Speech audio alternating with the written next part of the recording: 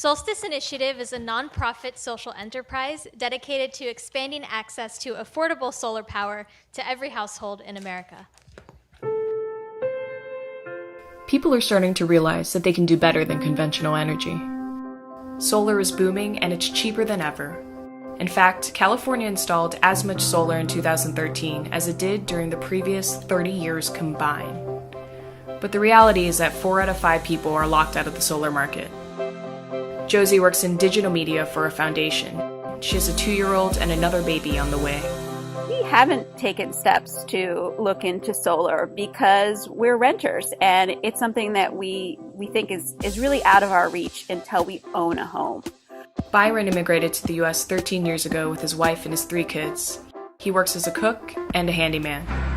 I would like to get solar power. I didn't get before because I have not any information, but now I'm interested. Lamar grew up with 4 sisters and has never left the tri-state area. He works at a university and recently saved enough to buy his own home. Oh, I was walking at Home Depot one day and a lady asked me to take a survey. So she typed in my address and she said because my house is semi-detached, she said because of that, I don't qualify for solar panels. Unfortunately, those that can't get solar are often the ones that need it the most for their electricity bills. People here has not a good job. Sometimes their income is very low. Yeah. Sometimes they cannot pay. What if you could go solar no matter how much money you made? What if you could go solar without the hassle of installing it on your roof?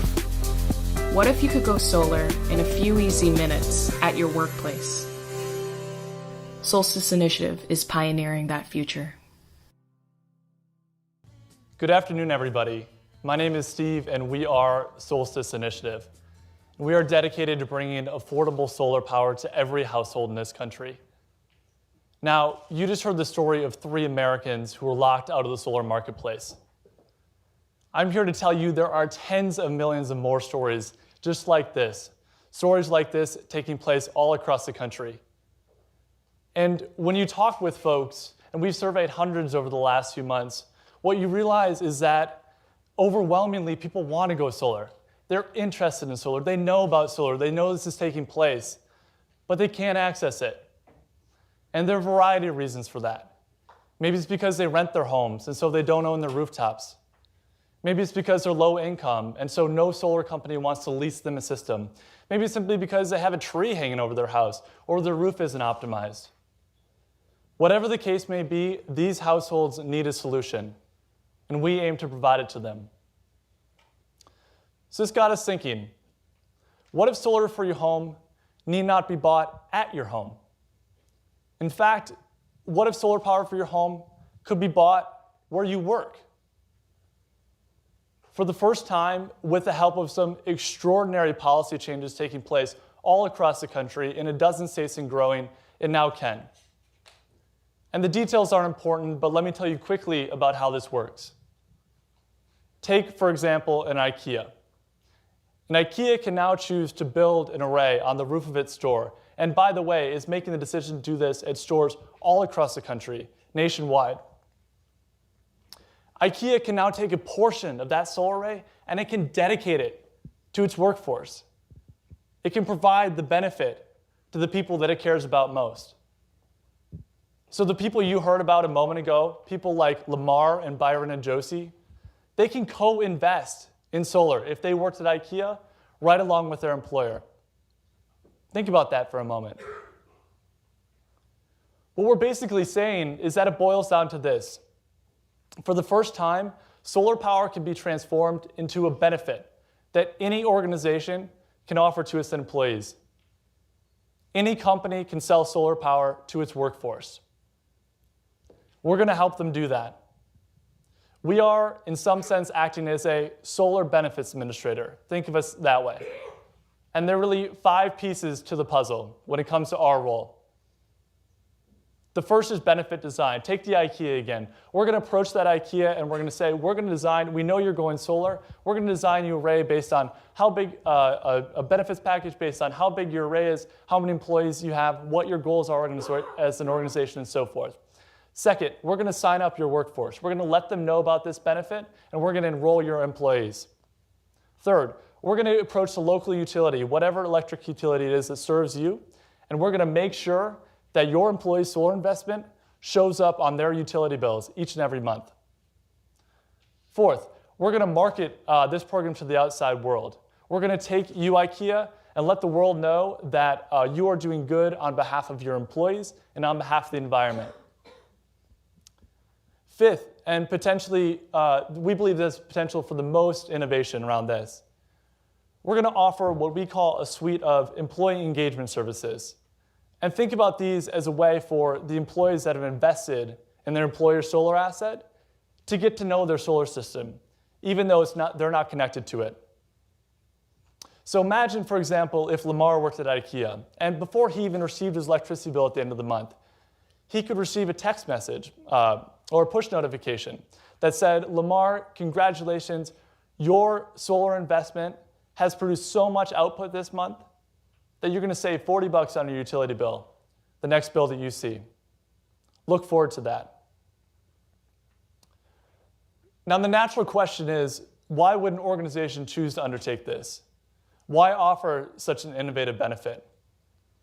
We think the proposition for employees and for the environment is clear enough. This is more clean energy going to more people, helping people save more dollars. That's a clear win.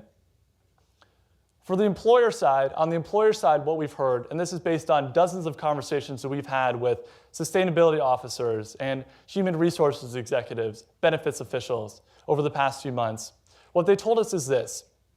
There are a couple of pain points for employers.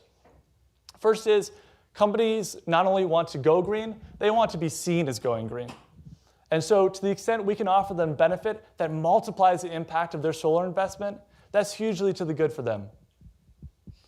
The second point is that companies are just spending a lot of money on replacing and training up new workers. When an employee leaves, that costs companies money. And so if we can offer a benefit that helps an employer save even fractions of a percentage point, 1%, 2%, in terms of employee turnover each and every year, that is a moneymaker for companies.